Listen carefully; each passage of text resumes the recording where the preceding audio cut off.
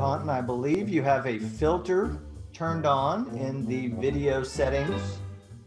Gjatë një takimi të gjykatësve të Teksasit përmes Zoom, në fillim të këtij viti, një mace me sy blu në një kënd të ekranit bëri që mbledhja të përqendrohej pikërisht tek ajo.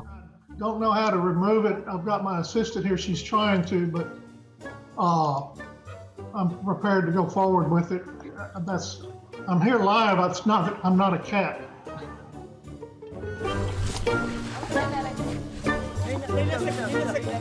Në një strep për elefantët në Kenya u testua tek një elefant bebe, qumshti i dhis, si një mundësi më e shëndetshme dhe sigurisht më pak e kushtueshme për t'i ushqyer këlyshët e vegjël më shumë, një formë kjo që do t'i mundësonte strehës edhe më shumë para në fondet e saj.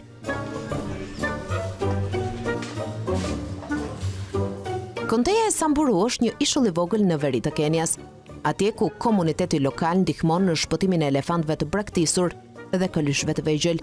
Kur elefantët janë mjaftueshëm të rritur për të mbijetuar vetë, ato lëshohen përsëri në natyrë.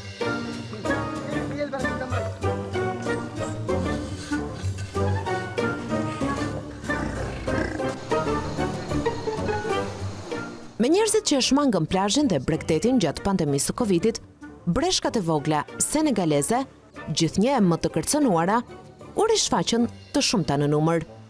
Rritja e peshkimit, turizmi, por edhe ndërtimi në bregdet, e ka bërë thuajse të pamundur që këto breshka të shfaqen në terren të populluar, të cilat janë listuar si specie në rrezik nga Unioni Ndërkombëtar për bashkëbisedim me natyrën. Gjithsesi, me njerëzit të rikthyer në plazhe, edhe breshkat u rikthyen në ujë.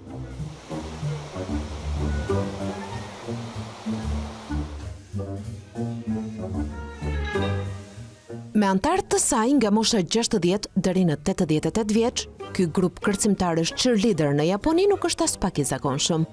Gjithçka nisi me vetëm 5 persona, 26 vite më parë, themeluar në ato kohë nga vetë themeluesi i grupit që ishte 89 vjeç. Antarët sot, të gjithë më të mëdhenj se 55 vjeç, duhet fillimisht të kalojnë audicionet.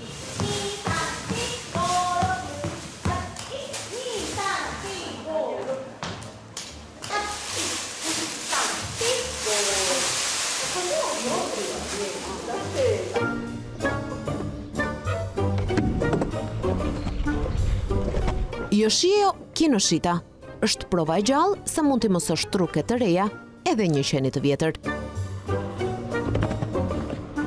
81 vjeçari del thuajse çdo ditë të stërvitet në parkun shtetëror të Osakës në Japoni.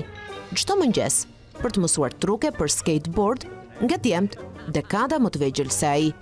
Kinoshita i rekomandon skateboardin çdo kujt si një mënyrë për të parandaluar demencjen. Rrugët në ishullin e Krishtlindjeve u mbyllën pasi u kthyen në të kuqe me mijëra gafore të kuqe që dolën nga pylli për të nisur rrugtimin e tyre vjetor të migrimit në oqean. Sipas Parkut Australian, migrimi çdo viti në ishull nga bregu i Australisë perëndimore nis fillimisht me shiun e parë në sezonin e thatë, që zakonisht ndodh në tetor apo nëntor. Gaforet e kuqe për qark të gjithë ishullit bëhen në miliona bashk. Ato lën shtëpinë të gjitha në një kohë dhe nisin marshimin drejt oqeanit për të çiftuar, duke krijuar një spektakël të kuq flak në ishull.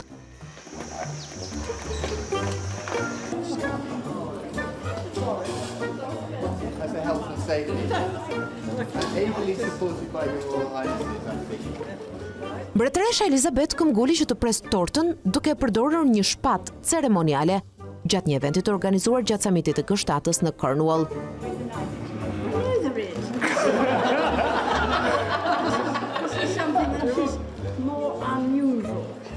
Kur një grua ju drejtua mbretëreshës, duke i kujtuar se aty ka edhe një thik, monarkja ju përgjigj. E di që ka një thik, por kjo është më e pazakontë, duke ju drejtuar shpatës.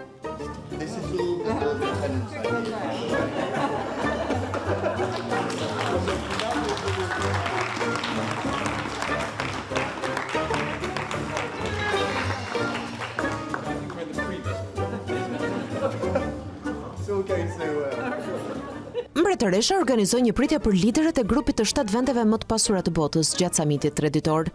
Teksa do të ulej për foton zyrtare bashkë me liderët botror, Elizabeta tha: "Duhet të dukeni të gjithë sikur po qeshni, duke provokuar e shkaktuar të qeshura." Po, ju përgjigj kryeministri britanik Boris Johnson.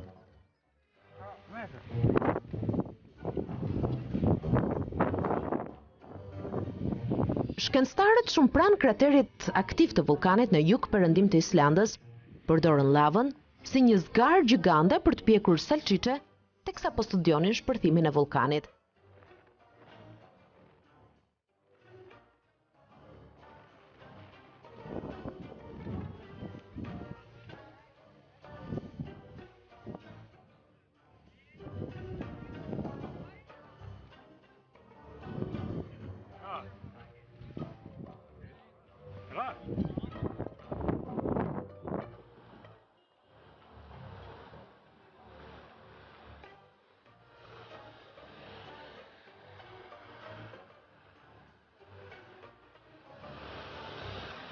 Teksa performonte në të brendshme me një kitarë në dorë, John Burke, i njohur edhe si Cowboy Sinudo, argëtoi kalimtarët dhe drejtuesit e mjeteve në sheshin e famshëm Times Square në New York me flokët e dëborës që shoqëruan edhe në ditët e ftohta të dimrit.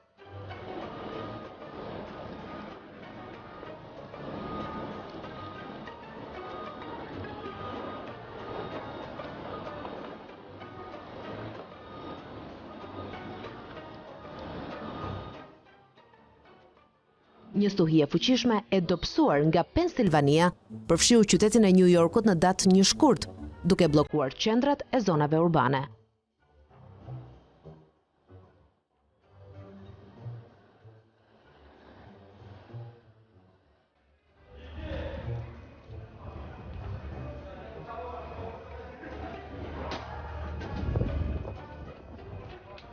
Një nga udhëtarët më të famshëm dhe të zakonshëm në rrugët e Stambollit është qeni me emrin Boj.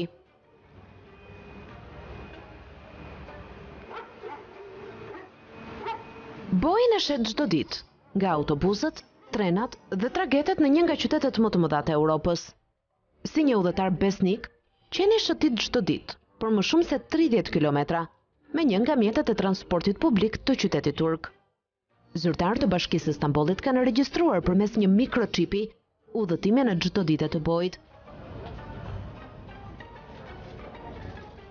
2 muaj më parë vumre një qen që po përdorte shpesh tramet tona, metrot dhe autobusët. Ai e dinte shumë mirë se ku shkon.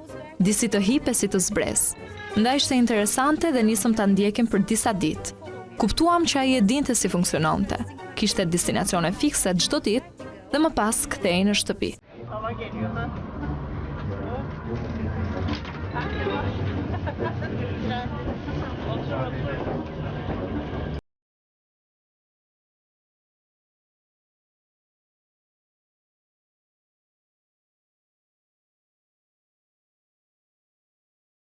2020 në izolim, me mësimin që u zhvendos online, një shkollë në juglindje të rajonit spanjoll të Mursias vendosi që mësimin ta zhvendos në plazh, në klasa të hapura, duke kombinuar ajrin e pastër e duke sjellë edhe një mënyrë të re të mësuarit.